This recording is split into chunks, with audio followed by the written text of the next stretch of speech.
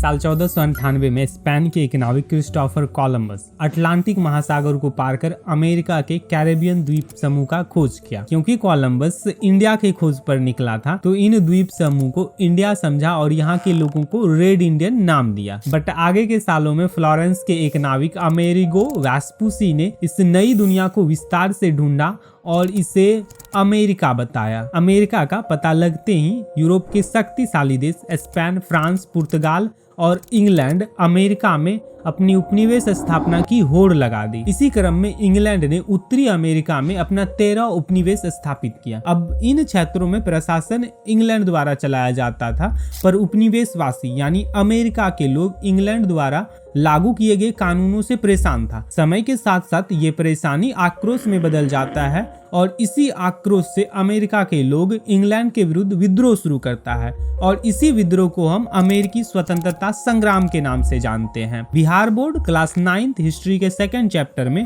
हम इसी स्वतंत्रता संग्राम का अध्ययन करेंगे, जिसमें हम अमेरिकी स्वतंत्रता संग्राम के कारण, अमेरिकी स्वतंत्रता संग्राम के विभिन्न चरण और स्वरूप, युद्ध में अमेरिका के विजय और इंग्लैंड के पराजय के कारण, अमेरिकी स्वतंत्रता संग्राम के परिणाम और अमेरिकी स्वतंत्रता संग्राम के महत्व को पढ़ेंगे। इस चैप्टर में हमारा पहला टॉपिक है अमेरिकी स्वतंत्रता संग्राम के कारण। अमेरिका का स्वतंत्रता संग्राम अलग अलग राजनीतिक, सामाजिक, धार्मिक, बौद्धिक, भौगोलिक और आर्थिक कारणों का परिणाम था, पर हम सबसे पहले देखेंगे राजनीतिक कारणों को। अमेरिका के इन उपनिवेशों का प्रशासन इंग्लैंड में चल रहे शासन व्यवस्था के जैसा ही था, पर अमेरिका के लोगों को प्रशासनिक स्वतंत्रताएं नहीं थी। लगभग सभी बड़े प्रशासनिक पदों पर अंग्रेज को ही चुना जाता था। प्रत्येक उपनिवेश के प्रशासन का प्रधान इंग्लैंड के राजा द्वारा नियुक्त गवर्नर होता था। गवर्नर को कई सारे विशेषाधिकार प्राप्त था, पर वह उपनिवेशवासी के प्रति उत्तरदायी यानी उनके प्रति जवाबदेही नहीं था। पर अमेरिका के प्रशासन में एक चीज और थी, व्यवस्थापिका सभा यानी कानून बनाने वाली एक सभा जिनके सदस्यों का चुनाव अमेरिका के लोगों द्वारा किया जाता था। लेकिन व्यवस्थापिका सभा और गवर्नर के बीच हमेशा विवाद ही चलता रहता था। उस समय के ब्रिटिश सम्राट जॉर्ज तृतीय के तानाशाही ने भी विद्रोह को बढ़ावा दिया। अनेक कानूनों के माध्यम से जॉर्ज तृतीय ने उपनिवेश पर प्रतिबंध लगाने का प्रयास किया, जिससे लोगों में आक्रोश बढ़ा और विद्रोह की भावना आई। इसके अलावा अमेरिकी स्वतंत्रता संग्राम का सबसे महत्वपूर्ण राजनीतिक कारण है सप्तवर्षीय युद्ध। साल 1756 से 1767 तक इंग्लैंड और फ्रांस के बीच उत्तरी अमेरिका के क्षेत्रों पर अपने साम्राज्य विस्तार को लेकर के 7 सालों तक युद्ध चला था और इसी युद्ध को सप्तवर्षीय युद्ध कहते हैं। इस युद्ध से पहले तक कनाडा के क्षेत्र पर फ्रांस का कब्जा था और अमेरिका के क्षेत्रों पर इंग्लैंड का उपनिवेश था। सप्तवर्षीय युद्ध के दौरान अमेरिका के लोगों ने इंग्लैंड को मदद किया, क्योंकि वे लोग फ्रांसीसियों से कनाडा में अकेले नहीं लड़ सकता था और इस युद्ध में फ्रांसीसी बुरी तरीके से पराजित होकर के कनाडा से बाहर हो गया। अब इंग्लैंड एकमात्र शक्ति था जिनका सामना इंग्लैंड वालों को करना था। साथ ही सप्तवर्षीय युद्ध के दौरान अमेरिका में युद्ध का सामान तैयार करने के लिए कई सारे उद्योगों का स्थापना किया गया था और अभी भी अमेरिका वासियों के पास युद्ध से बचे हुए हथियार पर्याप्त मात्रा में थे, जिससे वे लोग इंग्लैंड के साथ युद्ध करने के लिए तैयार हो गया था। शायद इसीलिए कहा जाता है कि सप्तवर्षीय युद्ध में इंग्लैंड के विजय से ही अमेरिका का इतिहास प्रारंभ होता है। अमेरिकी स्वतंत्रता संग्राम का दूसरा कारण है सामाजिक और धार्मिक कारण। इंग्लैंड और अमेरिका के सामाजिक संरचना में बहुत सारा अंतर था। इंग्लैंड में सामंतवादी व्यवस्था था, अर्थात समाज कई वर्गों में विभक्त था और समाज में कुलीनों का प्रभाव था, अर्थात अपर कास्ट वालों का बोलबाला था। और इसके विपरीत अमेरिका के समाज में समानता की भावना और लोकतांत्रिक समाज को अधिक महत्व दिया जाता था। अमेरिका में क्रांति प्रारंभ होने से पहले ही अमेरिकी समाज में शिक्षित और धनी व्यक्तियों के एक मध्यम वर्ग का उदय हो चुका था, जो स्वतंत्र और प्रगतिशील विचारों पर विश्वास रखता था। और इसी मध्यम वर्ग ने अमेरिका में समानता और स्वतंत्रता की भावना का प्रचार प्रसार किया और युद्ध में आगे बढ़कर हिस्सा लिया। उन दिनों अमेरिका में अधिकतर लोग इंग्लैंड से आकर बसे थे, जो स्वतंत्र स्वभाव के थे। उन लोगों को ये बात बड़ी अटपटी सी लगती थी कि इंग्लैंड वालों को जो नागरिक अधिकार और स्वतंत्रताएं प्राप्त है, उनसे अमेरिका वासियों को अलग रखा गया है। इससे भी उन लोगों में विद्रोह की भावना बढ़ी। इसके अलावा अमेरिका के समाज में धार्मिक मतभेद भी था। उन दिनों इंग्लैंड में एंग्लिकन संप्रदाय की चर्च का प्रभाव अधिक था, जबकि अमेरिका में प्रोटेस्टेंट मत को मानने वाला अधिक था, जो एंग्लो क्रिश्चियन से घृणा करते थे। यहाँ एंग्लो क्रिश्चियन और प्रोटेस्टेंट ईसाई धर्म के दो अलग अलग विचारधारा के लोग हैं। इसमें बहुत सारे प्रोटेस्टेंट ब्रिटेन के धार्मिक अत्याचारों से परेशान होकर के इंग्लैंड से भागकर अमेरिका में शरण लिया था, जो इंग्लैंड से नफरत करता था, और यही इंग्लैंड से आए प्रोटेस्टेंट क्रिश्चियन विद्रोह में हिस्सा लेता है। इस स्वतंत्रता संग्राम का हमारा अगला कारण है भौगोलिक कारण। अमेरिका के स्वतंत्रता संग्राम को भौगोलिक दूरी ने भी प्रभावित किया। अमेरिका और इंग्लैंड हजारों मील की दूरी पर अटलांटिक महासागर के दो किनारों पर स्थित है। उन दिनों परिवहन के पर्याप्त साधन न होने के कारण इंग्लैंड को अमेरिका पे नियंत्रण रखना कठिन था, और अमेरिका वाले इंग्लैंड के इस समस्या को जानते थे और उन्होंने इसका फायदा भी उठाया। इन सब के अलावा अमेरिकी स्वतंत्रता संग्राम में बौद्धिक जागरण का भी प्रभाव पड़ा। अमेरिका के शिक्षित लोग वॉल्टेयर, लॉक, मॉन्टेस्क्यू और रूसो के विचारों से प्रभावित हुए। इससे प्रेरणा लेकर अमेरिकी लेखक Thomas pen common sense pamphlet पर लेख लिखकर स्वतंत्रता की आवश्यकता पर बल दिया। द राइट्स ऑफ मैन नामक पुस्तक लिखकर उन्होंने मानव के अधिकारों का चर्चा किया। अमेरिकी स्वतंत्रता संग्राम का हमारा अगला कारण है आर्थिक कारण। सप्तवर्षीय युद्ध समाप्त होने के बाद अमेरिका की आर्थिक स्थिति दयनीय हो गई थी। कर्ज बढ़ हो गया था, मुद्रा का अवमूल्यन हो गया था, यानी मुद्रा की वैल्यू घट गई थी, जिससे अनाज की कीमतें कम हो गई थी। कारखाने भी बंद हो गए थे, लेकिन ब्रिटिश सरकार इस ओर कोई ध्यान नहीं दिया, जिससे विद्रोह की भावना बढ़ी। इसके अलावा अमेरिका की अर्थव्यवस्था पे नियंत्रण रखने के लिए ब्रिटिश सरकार ने कई सारे आर्थिक प्रतिबंध भी लगाया था, जैसे नेविगेशन एक्ट। इस कानून के अनुसार कोई गैर ब्रिटिश जहाज यानी ब्रिटेन के अलावा किसी अन्य देश के नागरिक अपना जहाज लेकर के अमेरिका में प्रवेश नहीं कर सकता था। उपनिवेशवासी यानी अमेरिका के लोग अधिक मूल्य पर भी अपना सामान किसी अन्य देश को नहीं बेच सकता था। इस एकमात्र कानून ने अमेरिकी व्यापार के विकास को ही रोक दिया। दूसरा है आयात निर्यात कानून। इस कानून के तहत अमेरिकी उपनिवेश पर इंग्लैंड ने कई सारे प्रतिबंध लगा दिया। अमेरिका के लोग कपास, चीनी और तंबाकू इंग्लैंड के अलावा किसी अन्य देश को नहीं भेज सकता था, और बाहर से यानी अन्य देशों से आने वाले सामानों पर भी भारी आयात कर लगाया जाता था। तीसरा था स्टाम्प एक्ट। इंग्लैंड के प्रधानमंत्री ग्रैनविले ने अमेरिका में चोर बाजारी को रोकने के लिए अस्थायी सेना रखने की योजना बनाई, और इस सेना का खर्च पूरा करने के लिए उन्होंने 1765 में स्टाम्प एक्ट पारित किया। इसके अनुसार सभी अदालती कागजों, बंधक के दस्तावेजों, समाचार पत्रों और इश्तहारों पर 20 सीलिंग का डाक टिकट लगाना अनिवार्य बना दिया। इससे वकील, व्यापारी और प्रशासक सभी पर आर्थिक बोझ बढ़ गया। इसी कानून के विरुद्ध में सैमुअल एडम्स ने नारा दिया, प्रतिनिधित्व नहीं तो कर नहीं, नो टैक्सेशन विदाउट रिप्रेजेंटेशन। विद्रोह को देखते हुए इंग्लैंड की सरकार ने स्टाम्प एक्ट को वापस लिया, लेकिन टैक्स लगाने से पीछे नहीं हटा। अगला टैक्स लगाया इंपोर्ट ड्यूटीज एक्ट। साल 1767 में ब्रिटिश सरकार ने अमेरिका में आयात होने वाले उपभोक्ता सामान, चाय, सीसा, रंग और कागज पर आयात कर लगा दिया। अमेरिका के लोगों ने इसका खुलकर विरोध किया। उस समय सरकार का विरोध करने के लिए कई सारे संगठन बनाए गए, जिसमें प्रमुख थे स्वाधीनता के पुत्र और स्वाधीनता की पुत्रियां। इस विरोध के कारण सरकार ने चाय के अलावा अन्य सभी वस्तुओं से टैक्स हटा दिया, लेकिन अमेरिका वालों ने चाय पर लगाए गए टैक्स को भी नहीं माना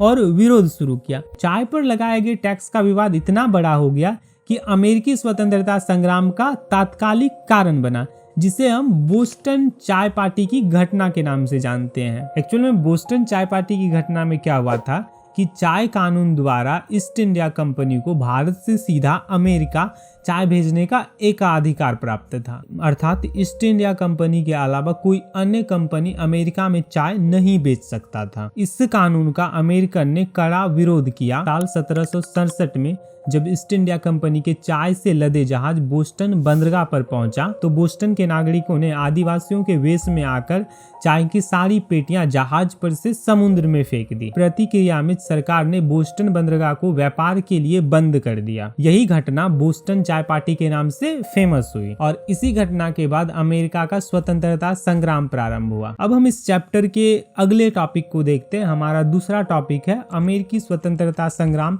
के विभिन्न चरण एवं स्वरूप। अमेरिकी स्वतंत्रता संग्राम का पहला चरण है फिलाडेल्फिया का प्रथम सम्मेलन। 5 सितंबर 1774 को फिलाडेल्फिया में अमेरिकी उपनिवेशों के प्रतिनिधियों की बैठक हुई। प्रतिनिधियों ने यानी अमेरिका के नेताओं ने ब्रिटिश सरकार से मांग की कि उपनिवेशों पर लगाए गए सारे व्यापारिक प्रतिबंधों को समाप्त कर दिया जाए और अमेरिका वासियों के सहमति के बिना उन पर कोई कर नहीं लगाया जाए। ब्रिटिश सरकार ने इस मांग को ठुकरा दिया और इतना ही नहीं, उपनिवेश वासियों के इस मांग को विद्रोह ठहरा दिया और इस विद्रोह को दबाने के लिए सेना भेजने का निर्णय लिया। इधर अमेरिका के लोग भी युद्ध के लिए तैयार हो गए और आगे 19 अप्रैल 1975 को अमेरिकी स्वतंत्रता संग्राम का पहला युद्ध लेकिंगस्टन में हुआ। इस युद्ध में अमेरिका के लोगों ने अंग्रेजी सेनाओं से डटकर मुकाबला किया। आगे 4 जुलाई 1776 को फिलाडेल्फिया में ही उपनिवेशवासियों का दूसरा सम्मेलन हुआ। इस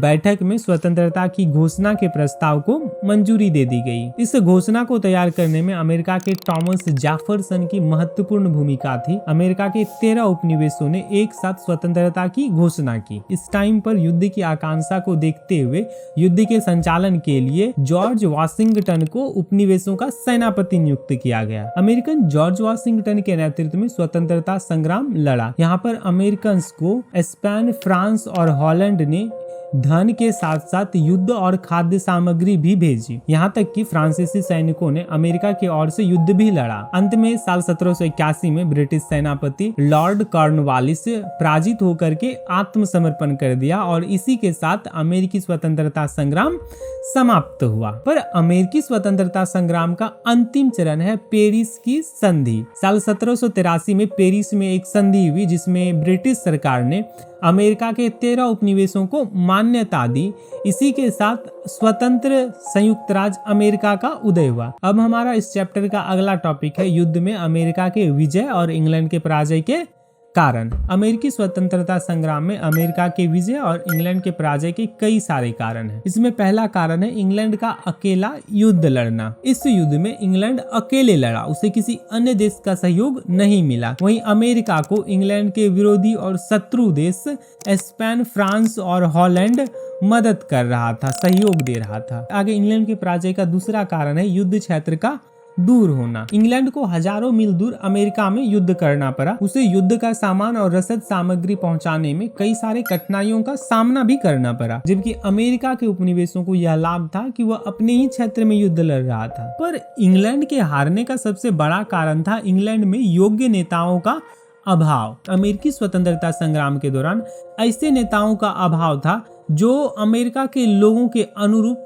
कानून बना सके और युद्ध को सही ढंग से संचालित कर सके। सम्राट जॉर्ज तृतीय और प्रधानमंत्री लॉर्ड नॉर्थ ने इस समस्या को गंभीरता से नहीं लिया। प्रधानमंत्री पीट दी एल्डर योग्य होते हुए भी अपनी अस्वस्थता यानी बीमारी के कारण कुछ नहीं कर सका और इधर दूसरी ओर जॉर्ज वाशिंगटन योग्य सेनापति के साथ साथ योग्य राजनीतिक और संगठनकर्ता भी था। इंग्लैंड के पराजय का अगला कारण है ब्रिटिश शासन की दुर्बलता। उन दिनों ब्रिटिश शासन भी काफी कमजोर था। इंग्लैंड के प्रशासन में आपसी मतभेद था। विपक्ष के नेता युद्ध का विरोध कर रहे थे जिससे सरकार कमजोर पड़ गई। यहाँ सरकार के साथ साथ ब्रिटिश नौसेना भी कमजोर था। इसके विपरीत फ्रांस की नौसेना ने अमेरिका की सहायता कर इंग्लैंड के हार को निश्चित कर दिया। इसके अलावा इंग्लैंड को अपनी शक्तियों का घमंड भी हो गया था। उन्होंने अमेरिका के शक्तियों का गलत अंदाजा लगाया। इंग्लैंड को लगता था कि कमजोर उपनिवेश को आसानी से हरा देगा, इसलिए युद्ध पर जितना ध्यान देना चाहिए था उतना दिया नहीं,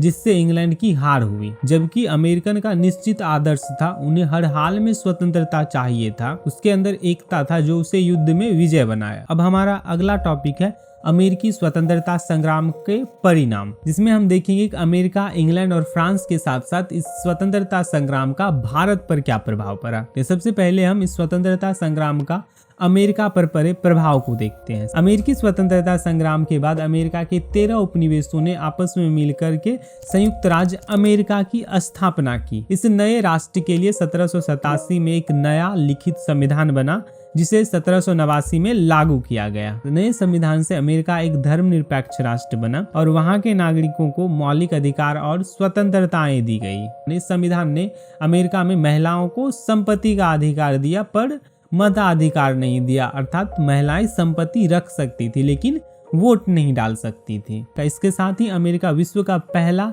राष्ट्र बना जो राजतंत्र के जगह लोकतंत्र अपनाया और इसे नए लोकतांत्रिक राष्ट्र का जॉर्ज वॉशिंगटन राष्ट्रपति बने। पर इस स्वतंत्रता संग्राम का सबसे महत्वपूर्ण परिणाम था अमेरिका में औद्योगिकरण का प्रारंभ होना। हुआ क्या था कि अमेरिका में युद्ध के दौरान अस्त्र शस्त्र बनाने और अन्य सामान बनाने के लिए कई सारे कारखाने उद्योग खोले गए थे। युद्ध के बाद इन्हीं उद्योगों ने अमेरिका को आर्थिक रूप से संपन्न बना दिया। एक और चीज हुआ कि युद्ध के दौरान जो अमेरिकन ब्रिटिशर्स को मदद कर रहा था उसे युद्ध के बाद देश छोड़ करके कनाडा भागना पड़ा। अब हम देखते हैं अमेरिकी स्वतंत्रता संग्राम का इंग्लैंड पर क्या प्रभाव पड़ा। इस युद्ध में इंग्लैंड ने अपने 13 महत्वपूर्ण उपनिवेशों को खो दिया, जिसके बाद इंग्लैंड ने अपने उपनिवेशों के प्रति मित्रवत नीति बनाने का प्रयास किया। इस युद्ध में पराजय के बाद ब्रिटिश सम्राट जॉर्ज तृतीय की प्रतिष्ठा घट गई और सम्राट की शक्तियां ब्रिटिश सांसद द्वारा निर्वाचित प्रधानमंत्री के हाथों में चला गया। इसके अलावा इंग्लैंड को विदेशी व्यापार में भी बहुत बड़ा नुकसान हुआ, क्योंकि युद्ध से पूर्व इंग्लैंड बहुत बड़ी मात्रा में अमेरिका से व्यापार करता था,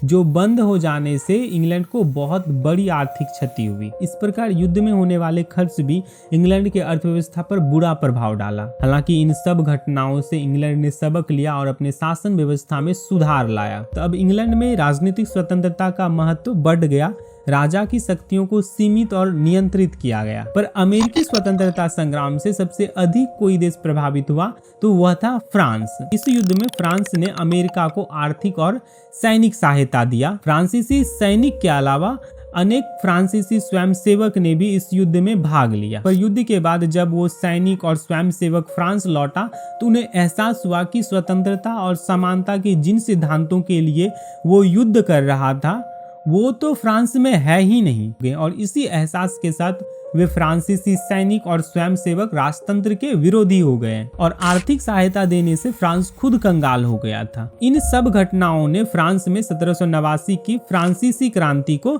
जन्म दिया, जिसे हम अगले चैप्टर में पढ़ेंगे। अमेरिका स्वतंत्रता संग्राम का भारत पर भी प्रभाव पड़ा, पर भारत में भारतीय प्रभावित नहीं हुए बल्कि फ्रांसीसी प्रभावित हुए इनसे। इंग्लैंड अमेरिकी स्वतंत्रता संग्राम में फ्रांस की भूमिका को नहीं भूला था, यानी फ्रांस द्वारा अमेरिका को दिए गए मदद को नहीं भूला था और इंग्लैंड हर उस मौके का तलाश कर रहा था जहां वो इंग्लैंड को पराजित कर सके, पीट सके। और ये अवसर इंग्लैंड को मिलता है भारत में। इंग्लैंड और फ्रांस के बीच सप्तवर्षीय युद्ध के समय से ही दुश्मनी चल रहा होता है। यहाँ इंग्लैंड का गुस्सा और बढ़ जाता है जब फ्रांस अमेरिकी स्वतंत्रता संग्राम के समय अमेरिका को मदद दिया। साल 1778 से 1783 के बीच भारत में इंग्लैंड और फ्रांस के बीच आंग्ल फ्रांसीसी युद्ध हुआ था, जिसमें इंग्लैंड ने फ्रांसीसी को पराजित कर अपना बदला पूरा किया और भारतीय व्यापार और राजनीति में अपना वर्चस्व स्थापित किया। अब इस चैप्टर का हमारा लास्ट टॉपिक है अमेरिकी स्वतंत्रता संग्राम का